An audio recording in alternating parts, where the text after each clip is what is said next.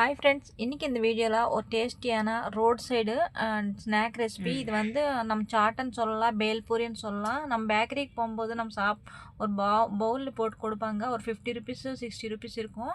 அது வந்து வீட்டில் எப்படி தயாரிக்கிறதுன்னு பார்க்கலாம். முதல்ல வந்து கடாயில் வந்து கொஞ்சம் மட்டும் எண்ணெய் விட்ட போதும், ரொம்ப வேணாம். அதில் வந்து கொஞ்சம் கடுகு, சீரகம், கொஞ்சம் கருவேப்பிலை, கொஞ்சம் மஞ்சள் பொடி, கொஞ்சம் சில்லி பவுடர் போட்டு அதுக்கப்புறமா வேக வச்சு வெள்ளை பட்டாணி இது 90% குக் பண்ணிவிட்டேன். பாருங்கள், உங்களுக்கு காமிக்கிறேன். இதையும் போட்டு நல்லா வதக்கிடுங்க. அதுக்கப்புறம் தேவையான அளவு சால்ட்டு, அதே மாதிரி கொஞ்சம் மல்லித்தூள் போட்டுக்கோங்க. அதுக்கப்புறம் தண்ணி விட்டுருங்க. கொஞ்சம் தண்ணி தேவையான அளவுக்கு, ரொம்ப வேணாம். ஆல்ரெடி குக் ஆகிடுச்சு. கொஞ்சம் அந்த மசாலா எல்லாம் மிக்ஸ் ஆகிறதுக்கு வேண்டிதான் நம்ம தண்ணி ஊற்றுறோம்.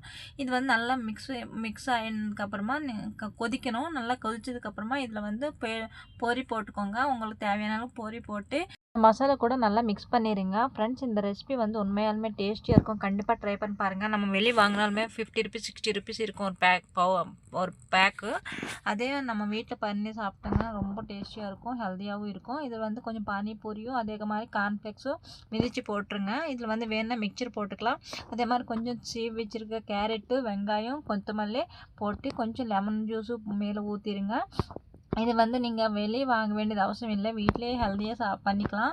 இதில் வந்து இன்னும் டேஸ்டியாக பண்ணணுன்னா சாட் மசாலா எல்லாமே போட்டுக்கலாம். இது வீட்டில் பண்ணுறதுனால ரொம்ப ஹெல்த்தியாக சாப்பிட்லான்னு சொல்லிட்டு தான் நான் உங்களுக்கு இப்படி காமிச்சேன். பிடிச்சா லைக் பண்ணி, ஷேர் பண்ணி, சப்ஸ்கிரைப் பண்ணிக்கோங்க.